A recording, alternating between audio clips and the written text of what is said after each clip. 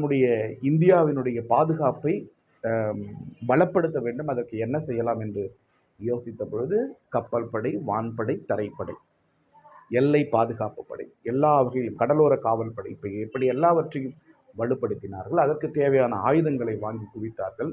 அதன் பிறகு இன்னும் என்னென்னலாம் இருக்கிறது என்பதை பார்த்து நம்ம உள்நாட்டிலேயே இருக்கக்கூடிய ஆற்றலை பயன்படுத்தி நாமே எப்படி ஆயுதங்களை தயாரிப்பது போன்ற பல்வேறு விதமான சித்தாந்தங்களை எல்லாம் உருவாக்கி கொஞ்சம் கொஞ்சமாக வளர்ந்து இன்றைக்கு நாம் ஓரளவுக்கு நல்ல நிலையில் இருக்கிறோம். அந்த வகையில் உருவாக்கப்பட்ட ஒரு அமைப்பு தான் இந்தியாவினுடைய விண்வெளித்துறை.